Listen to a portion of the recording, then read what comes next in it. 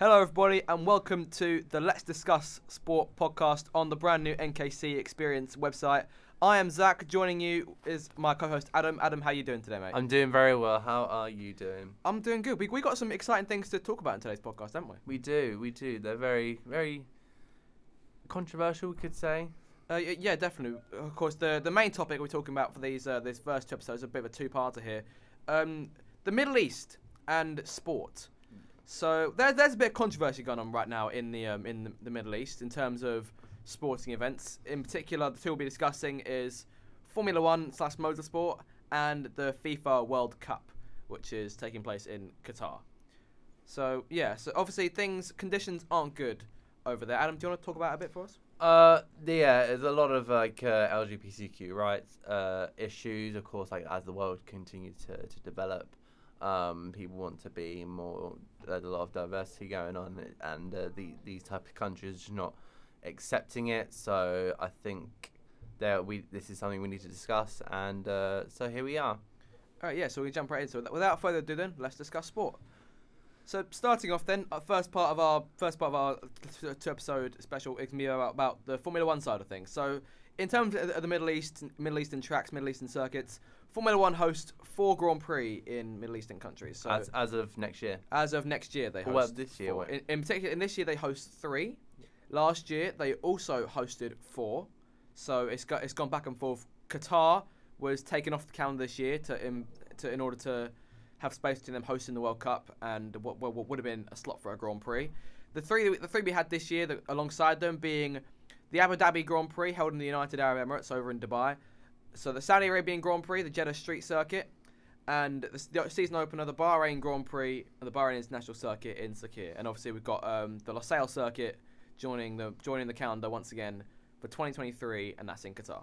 Yeah, so we got some really good circuits as the design, but it's more about the outside, the country that we're looking into. So where would you like to start? Should we start off with the opener?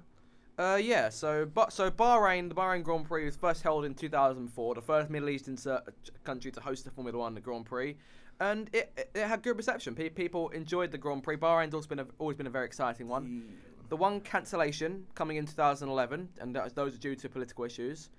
However, it was right back on the calendar for 2012, and it stayed there since. Yeah, I think they've also moved it for a night race for the 10th anniversary in 2014. So it became a night race, and ever since it's been hosted at night. And I do think this is why a lot of the Middle Eastern countries do host their events at night, because of course Bahrain actually hosted the hottest Formula 1 race on record, which was definitely over 50 degrees Celsius, which is not good for drivers when it gets really hot in those cockpits. Yeah, definitely. It gets incredibly hot when you're driving the cars for long periods of time. Reliability becomes a factor over the course of each race. And obviously the temperature outside, like you say, not really helping matters in the slightest.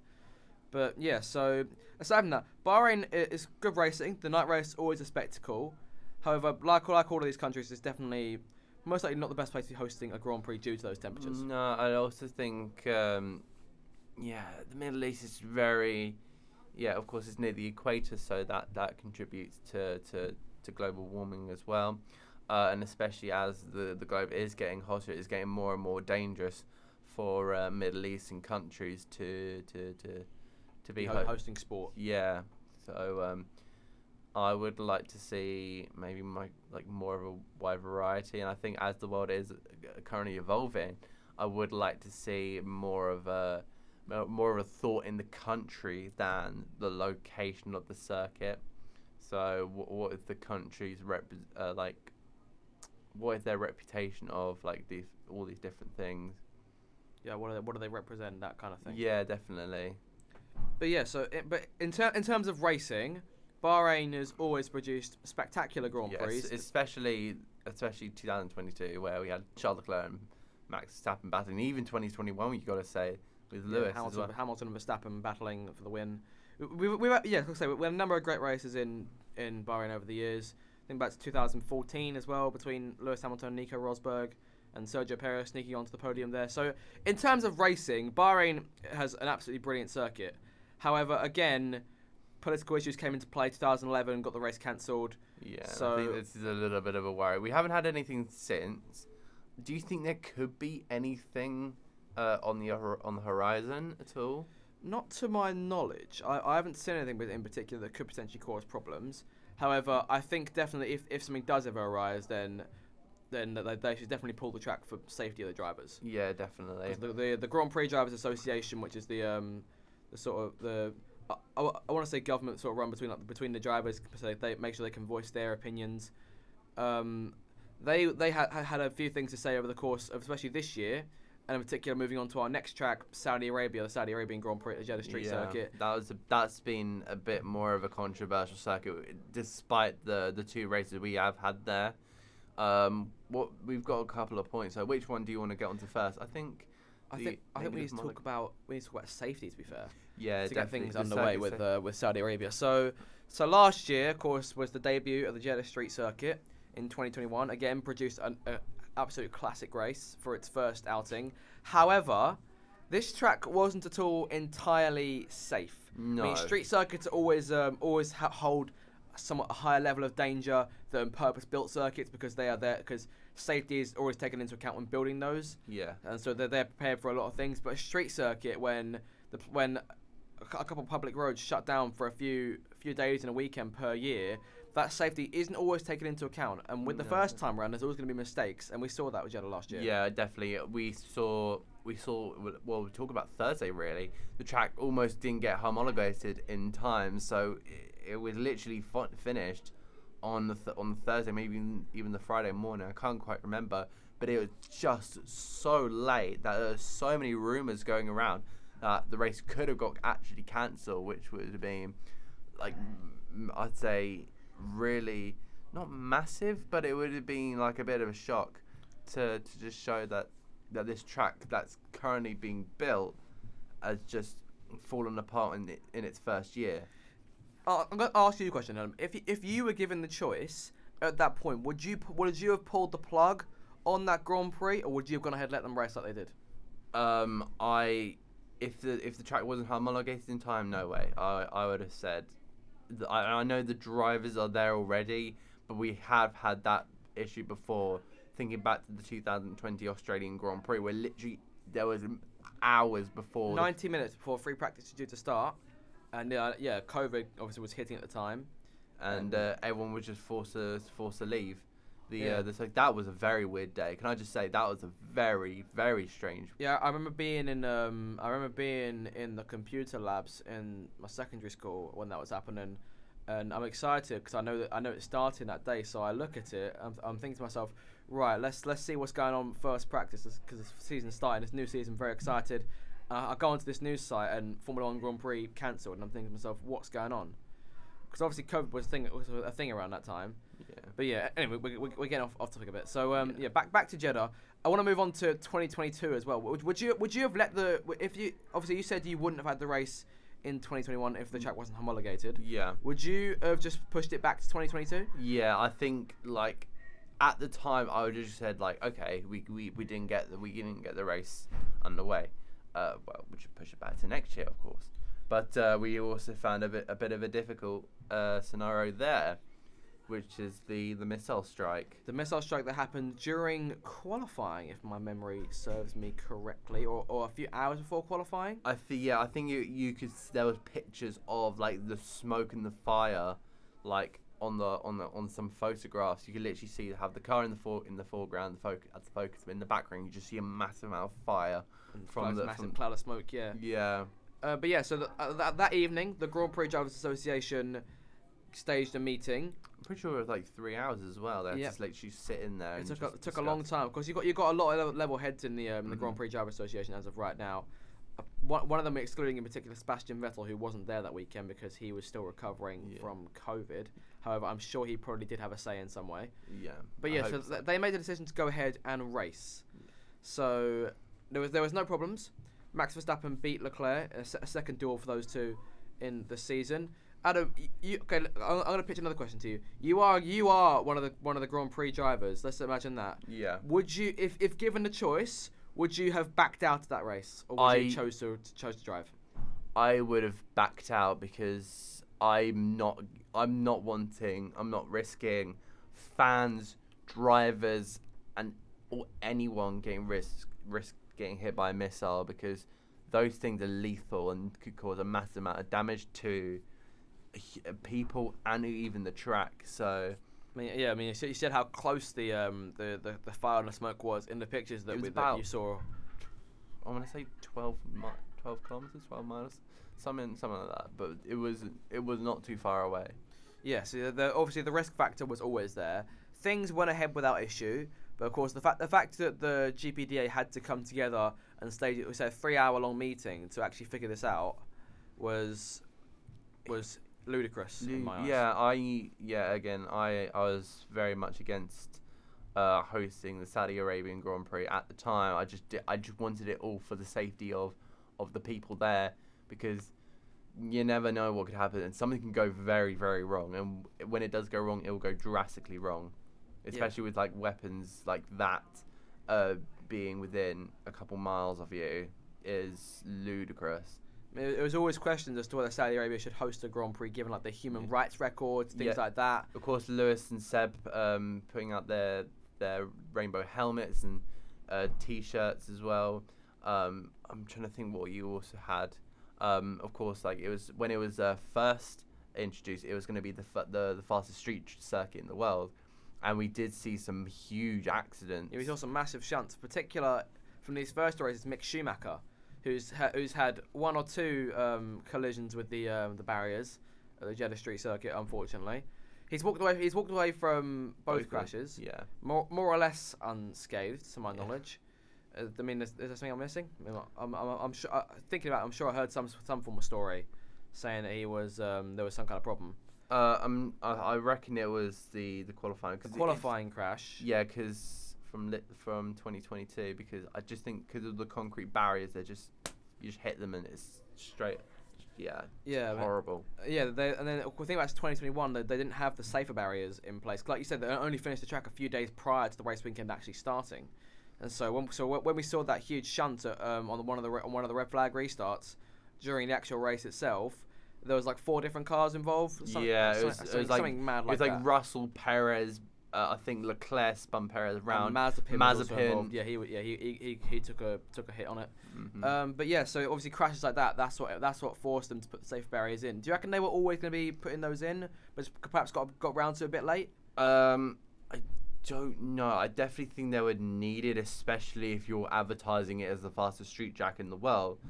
But I'm not sure if there was any plans to. I really hope there was, just again for the safety of the drivers. Of course, like safety is becoming a massive thing in Formula One. Of course, we've got the Halo now, which has saved loads of lives, I'd say. Yeah, like his first 5 years, it saved a number of lives we can probably list off. It saved Charles Leclerc, Lewis Hamilton, Roman Grosjean, Roy Nissany from Formula 2. Yeah, there's a number of names we could just list off.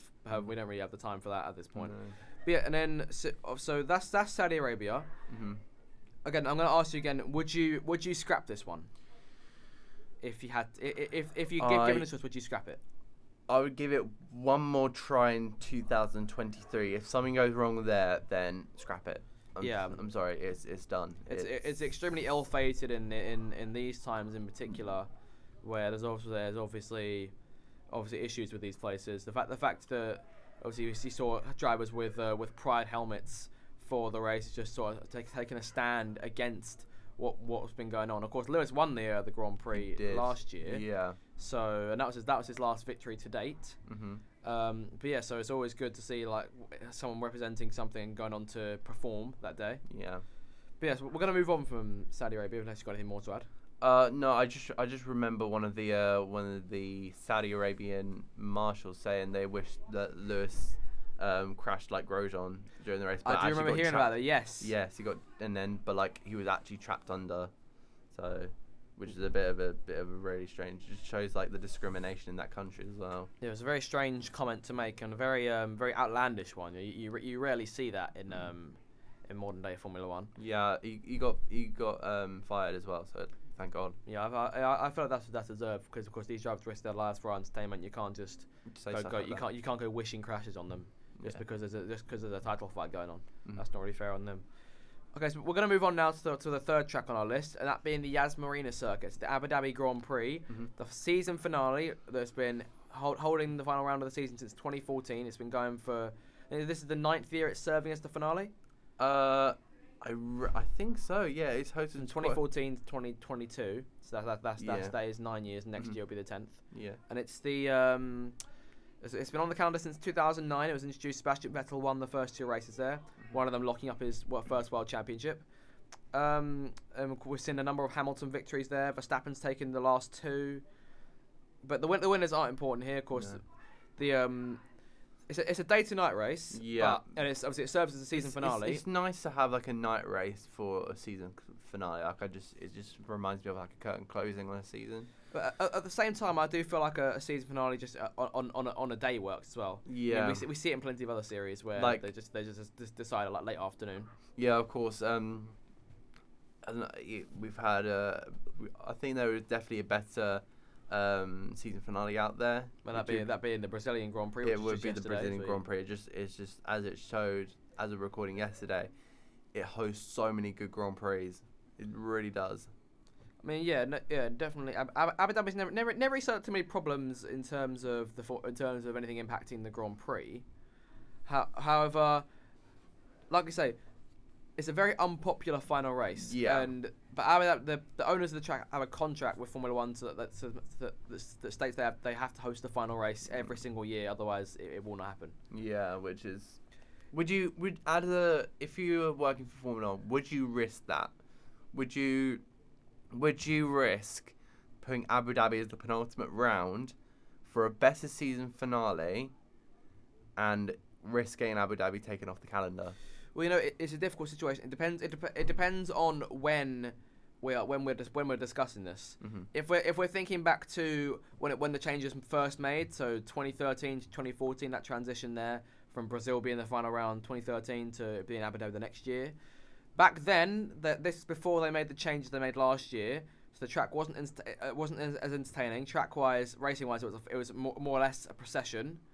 It was like the Monaco Grand Prix, but just a purpose-built circuit. Yeah. So the racing wasn't always entertaining in Abu Dhabi. So, and whereas Brazil Interlagos has already served up chaos each and every year, whether it wants to or not. So, while people may like the day-to-night spectacle, obviously you said you enjoy that, and I enjoy that as well. However, I feel like, yes, as a final race, especially back then, it definitely wasn't the right choice. I understand why they want it. Like I say, the spectacle is there, but the contract shouldn't really be in place. If they move the final race around a bit, then I wouldn't mind that, because we had a number of tracks host final races in the past. Of course, we've had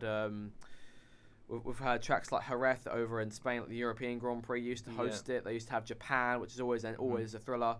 Obviously Brazil has hosted the final round for a good few years. We've had Adelaide as well. Adelaide used to host the final round in Australia. Good circuit. Back when Australia used to host the season closing instead of the season opener.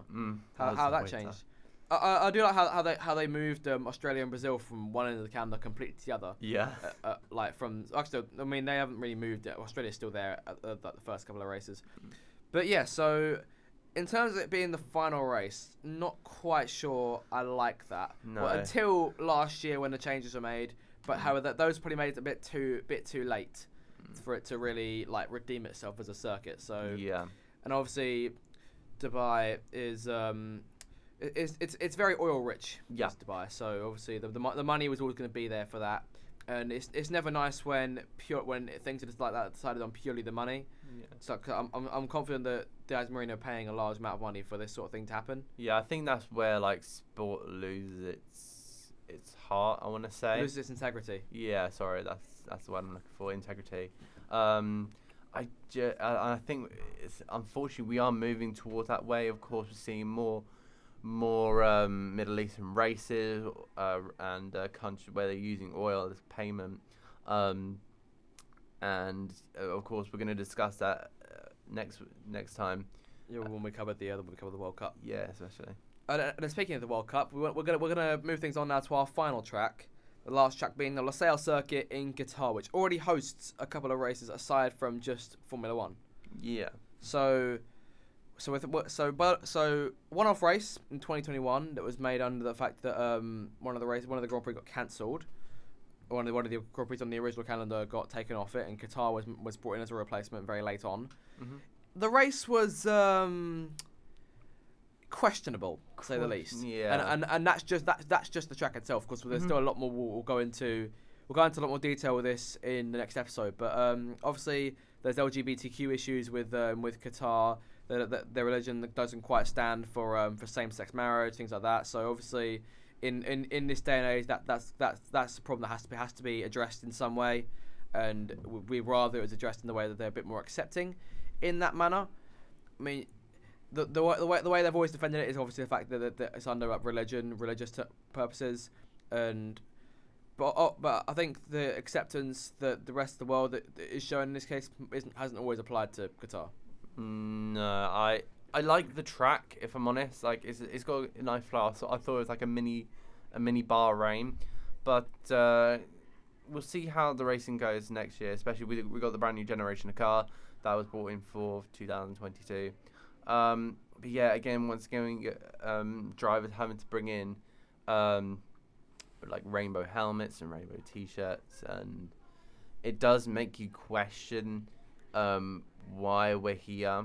I think like I when I've heard about all the issues in Qatar, I did start to think like, why are we racing here? Why are we choosing countries that have political issues? Because you could argue that Formula One has been based on political a bit more now. Yeah, definitely in today's day and age. But you could argue that for a lot of things. I feel like politics has taken a lot of stage in a lot of different things, especially in sport. It's taken the main stage. Just a little question: do you think it was like easier to boycott in the olden days compared to now? I'm not quite sure, because obviously I wasn't around back then. I mean, there are a number of Grand Prix where the drivers did decide to boycott. In particular, South Africa 1982, when the drivers went on strike for the weekend. However, that was over the new super license and the fact that they just couldn't race without it. So they obviously herded everyone up into a bus and just drove off to a hotel. Yeah, I feel like it's a lot more difficult for boycotting nowadays because there's a lot of stuff going on in terms of the race. There's a lot of stuff riding on the Grand Prix. They need to sort out. Obviously, there's a lot of money going off it as well, and that's what the organisers in this race are here to do. They're here to make profit as well as put on an entertaining race for us fans. And it's not just Formula One that the LaSalle International Circuit is used to hosting. They're also hosting MotoGP. Unfortunately, I haven't seen I haven't actually seen any issues of MotoGP, but I just think it's not. It doesn't seem as big in the Middle East. Yeah, I mean, racing wise, we've never seen much issue. For Qatar, it's more the issue of what's going on in the rest of the country as opposed to what's going on that racetrack, which we found for the last few. Mm-hmm. So yeah, obviously the problems we've detailed, of course, the pride problems and just a general fact that obviously I feel like corruption has played a huge role in Qatar being able to host some of these. Yeah. Because I feel like there's got to be some form of shady deal that's going on with the FIA and Qatar in some ways. Because I don't think the FIA for some of the poor decisions they've made in the last few years, I still don't. I back them to the point where I don't think they'd be stupid enough to blindly just accept to Qatar hosting a race. Yeah. I also want to know, would you like to see like a fan interaction kind of thing? So let's say the FIA were trying to vote on which race to take. Could like a fan interaction help? Was it help? Well, then the fans help decide which Grand Prix go on the calendar. Yeah, or other stuff like that. Or what would they like to see? I feel like fan interaction definitely plays a larger role nowadays. You look over at Formula E and their fan boost feature, which has always been their fans vote for their favourite driver. That driver gets a fan boost, a boost during the race in some way. But I think it could work. However, there'd be a lot of split opinion, and that could lead to a lot more controversy in some ways. Obviously, not controversy of the same sort of issues we're facing here, but it could lead to just a lot more toxicity because there's been a lot of that in F1 in the last couple of years in particular. Oh, absolutely, yeah. Because personally, for me, I would like to have a try at that, see what happens. of course, maybe have like a private voting so nobody else can see, but it will go to the FIA, and they can see the results, and then they'll just announce it back to us. Potentially, however, I felt like there'd be a lot more work that goes into that, at least for them, than there is for us. All we've got to do is vote. They've got to set things up. They've got to get sponsors in. They've got to actually make sure the track is prepared. They've got to make sure the safety stuff to grade A standards, as they always have to be. Because obviously, Formula One only allow races on like the maximum like track grade. So there's only a number of tracks we can actually choose in this case. Because can I give you an example? Because of course, there are rumors that we're going to be racing in the Caribbeans. I know there's a race in Colombia. I know about this. Go on. There was a rumored race in Colombia, but also you're hearing a load of fans wanting to race in Kyalami in South Africa. Yep, South Africa was obviously, it used to be on the calendar, but apartheid took hold, and then obviously it was taken off the calendar for a bit. I feel like it would show. I'm not sure what the word is. Like it would show the salvation essentially for South Africa. So that's a long time ago apartheid now. Yeah, and also, so let's say they did a vote for that. That would be quite interesting to see if people wanted a brand new country in would want a brand new country in Colombia, or would they want to go back to an old classic in Kyalami? Of the two, I'd like to go to Kyalami. I wouldn't take that risk. I feel like Colombia would most likely be a street circuit. Yeah. There aren't many racing venues in the country, are there? So I feel like that'd be another sort of thing. Or a brand new purpose circuit. Yeah, because and that costs a lot of money, and a lot of work has to be put into that in order for it to actually go ahead and for us to actually be able to have that. But yes, I'd take Kyalami because it's already there. Yeah, mainly. Definitely. Or like a two purpose-built circuits, or maybe like add a bit of fairness into it. I'm going to ask you one more question before we wrap things up. Yep. So obviously, money plays a huge role in today's society, in particularly in sport. Could we see more Middle Eastern races in the next 10 years? I think we could be seeing maybe a maximum of 6.